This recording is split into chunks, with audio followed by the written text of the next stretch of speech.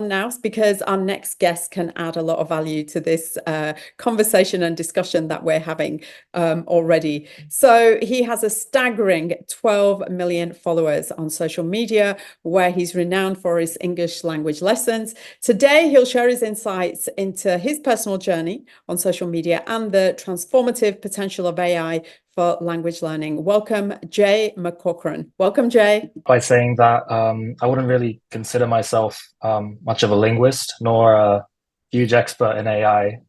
I might be sort of one of the least qualified people to be speaking here, but I do teach English to quite a big audience on social media. And as a result, I work with quite a few language learning apps and services, a lot of them which use AI a lot in their offerings. A bit of background on myself. I'm half Japanese and half British. So I started teaching English on social media back in 2020 when I was living in Japan. And since then, I've sort of continued to grow quite a big following. This is my TikTok account and my Instagram account. And just want to show you the kind of videos that I make. I like to use a whiteboard and make very quick sort of 20 to 40-second videos where I explain a specific grammar rule or something in English. I'd say English has never really been my favorite subject in school. I preferred sort of maths and sort of how logical it was. And I was often frustrated by how illogical English seemed. I think that view was sort of changed when I joined university and I started studying computer science. And it's there where sort of I realized similarities in how computer code was written to how our languages are written, and how we understand languages and how computers understand languages. In fact, I realized that languages is actually a very logical subject that can be taught in almost a similar way to maths. And that's sort of the approach that I've applied to my videos, where I try to teach in a very simple and logical way. And I think that's been performing quite well. This is my most viewed video actually on Instagram. It got 62 million views and converted to 1.5 million new followers. So that's a very high ratio actually on social media of about 1 in 40 people following. So yeah, I hope this just highlights sort of the value in providing educational content for free on social media.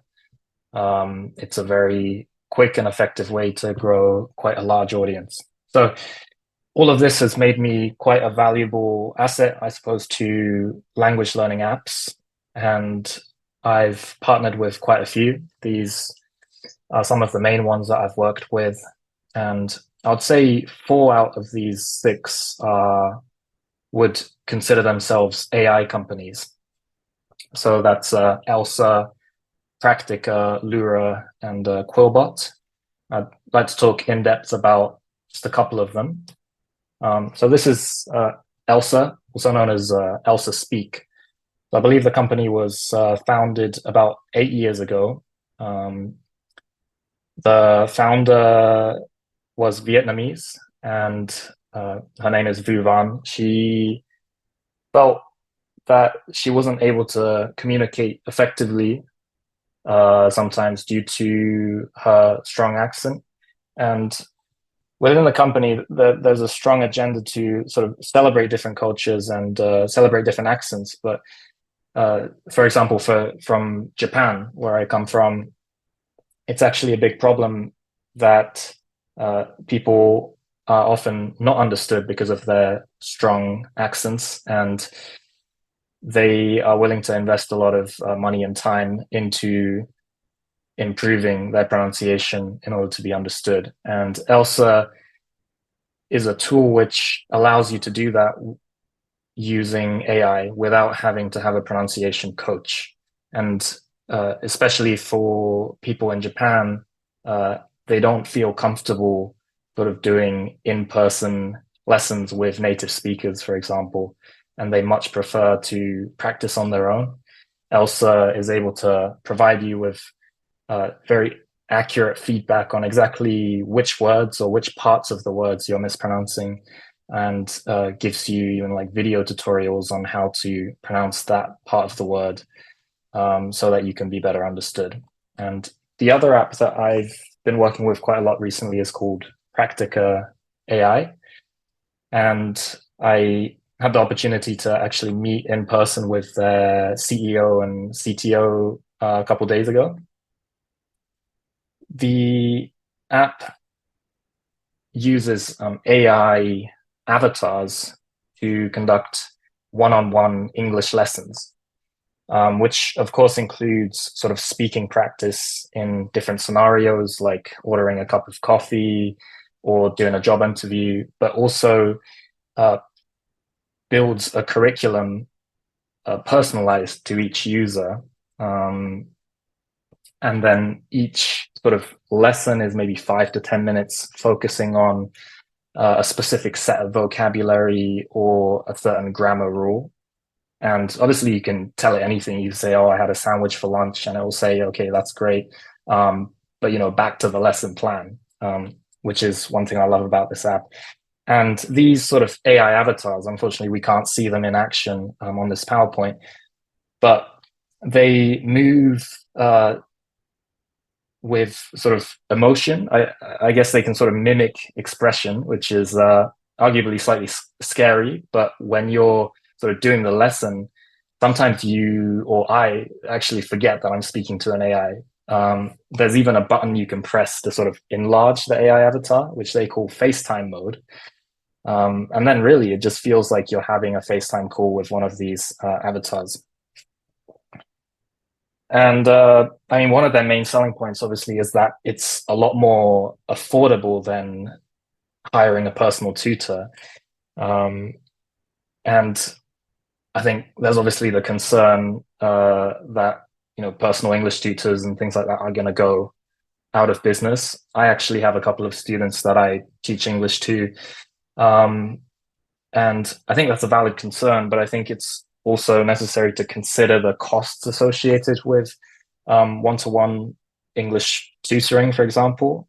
For example, in Japan, the market rate for an English tutor, a native English tutor, would be about probably £50 an hour. And for example, if you were to have 1 hour lessons every day, that would come to a cost of about £1,500 every month, which is quite a lot of money to spend on English education, even in a country like Japan. And then if you consider other countries with a much lower GDP per capita, it's just not something that they could afford ever. So I think it's great that, you know, Practica, for example, is filling that gap where many more people are able to access sort of one-to-one tutoring, even if at the moment it's not quite to the level of hiring a real human, obviously. I'm actually building my own language app, which I'd like to talk about a bit. It's going to be called Big Bean. And one sort of problem that I'm looking to tackle with my language app is that most textbooks, most sort of language apps typically teach you words by category. So, for example, it would teach you 12 fruits. And what's wrong with that, right? The problem is that words like cherry or watermelon aren't actually used that much in everyday conversation. And I'd like to show you this chart, which is a ranking of words by sort of how common they appear in the English language. Now, this list was from the English Web Text Corpus in 2019. So it basically scraped a lot of the web and determined which words were most used. It said that you only need about the top 3,000 words to have an effective conversation in English. So the priority really should be, in my opinion, to learn the top 3,000 words first and then worry about the less common words. You can see the word watermelon, for example, ranks 45,000th in this list, compared to all of these other words like problem, deliver, confidence, which appear sort of hundreds of more times more frequently than the word watermelon. And sort of the other problem I'm looking to fix is how language apps have almost often skewed away from focusing on teaching the language, and has sort of gone a bit too far with their gamification and making their product more addictive to the user. This is a Duolingo, which is definitely the biggest language learning app out there at the moment. And they allocate a lot of their time and budget into making their app addictive, which I think is a shame, because at the core, language learning apps, I think, should be focused on teaching and making sure that the user retains the information, and not about how much time they spend on the app. So this is my solution to that problem, is by just showing the metrics that really matter. When it comes to learning words, many apps are good at tracking forwards progress in the form of the amount of words you've learned each week. Like, say you've learned 100 words, it will tell you you've learned 100 words. But then in most cases, if you learn new words in a new language, the next day you're probably going to forget it, right? And that's why you have to keep repeated. That's why you need spaced repetition to be able to retain those words. But to be able to track backwards progress in that sense is quite a bit more tricky. That's where I'm allocating a lot of my time and effort into crafting an algorithm which is predictively able to guess which words the user may have forgotten, and then to bring those words forwards again for them to learn repetitively. And by accurately measuring the amount of words a user knows, the app would be able to connect with third-party platforms like YouTube, Netflix, to offer insights. Like, for each video, it would tell you the percentage of words that you know from that video. And before you watch the video, you could actually go and learn the remaining 16% of the words in this case, for example, and then go to watch the video with 100% confidence that you know all of the words in the video. And I'm also looking at other ways to implement AI into my offering. And I think one of the most powerful elements of AI that I can utilize is generative AI. A lot of nouns are very hard to have a picture for. For example, apple would be easy. You can just show a photo of an apple. But if you're talking about words like community, it can be a bit more tricky. But I just typed in a community of potatoes into DALL-E, and this is what it's spat out. I think having this along with the word makes it so much more memorable than just having the definition. So by using AI generated images along with the flashcards, I think I'm able to improve my offering quite a bit. And Big Bean is obviously for English learners, but also I hope it would bring value to native speakers such as myself. There's a concept that I'm sure many of you are aware of the deep lexicon and the surface lexicon. Many people, probably native speakers, know over 20,000 words. I'm not sure if I do, but they only end up using a fraction of those words in their everyday speech because most of the words aren't sort of quickly accessible at the tip of their tongue. But by training to use those words in your everyday speech, it becomes easier and easier, and that's what makes you a more articulate speaker. And that's an area that Big Bean would be able to help. Another area or another target segment is businesses. Many corporations, when you join, they have very specific words and industry-specific language that they use. And I hope to be able to sort of analyze big chunks of data from their emails or meetings to create word packs that, for example, new employees can study to be able to smoothly transition into a new company. And of course, schools, that's self-explanatory, but actually, for example, for Elsa Speak, that app that I work for, schools make up for a big segment of their revenue because they're able to sort of cater the service specifically for the students' needs and load them onto school computers and things like that. So that's something I plan to do. And yeah, if you'd like to get in touch with me on LinkedIn, this is my QR code. And yeah, I am open to questions. Yeah, thank you, Jay. That was Okay. really interesting. But first, let me congratulate you on your staggering 12 million followers. I mean, that's astonishing. And I've got a message for you from the LC agency team. They're hoping you might give them a shout out across your socials, given you've got such a wide reach.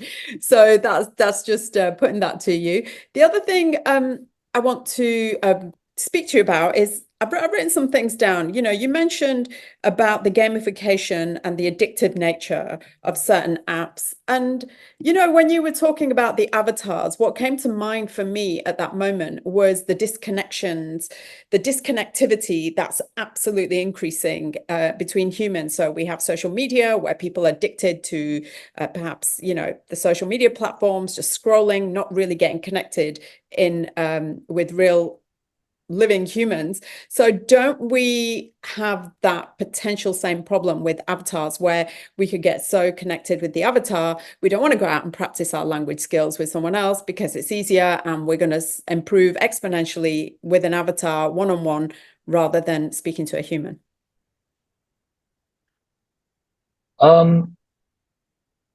Yeah, I think that, to be honest, I don't think that would be true in most cases, as the type of customers that I see using tools like Practica or Elsa really want to learn English in order to be able to study abroad or work abroad or to communicate with actual humans. So the actual process of learning for them isn't necessarily the fun part. It's effective, and I think that's why they choose to use these services. But really, their goal is human communication. So I hope that answers your question. Yeah. No, it does. Basically, using it as a tool to facilitate their human connection. No, I totally got that. The other thing I wanted to talk to you about was you mentioned the avatars and your conversation with the CEO and CTO of Practica, the app, and it's Practica.ai. You know, it's in the title. So that's really interesting. And you know, you and I have had a conversation previously, and there is a possibility of your imagery being used as an avatar. Is that right? How did that come into the conversation? How did that come into being? And will that be a reality?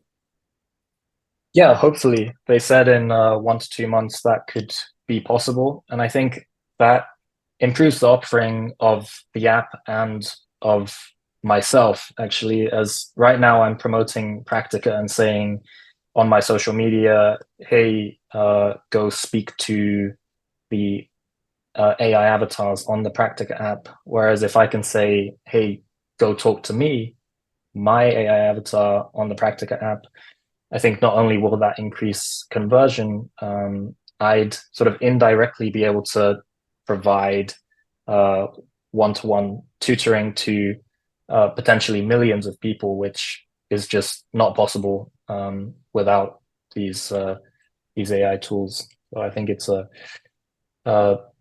great step forward.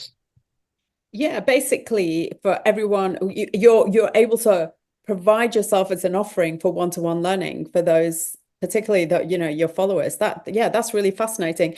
The other question I wanted to ask you was where, what the thing I want to say is where there's an app, there's data collection, correct? And what I wanted to speak to you about was you're developing an app, you're working in conjunction with various apps around AI. So what are your, if any, concerns, because there's certainly concerns for users around their data collection and what the use of that may look like? Yeah, sure. That's a great question, and I understand that it's a big concern for users.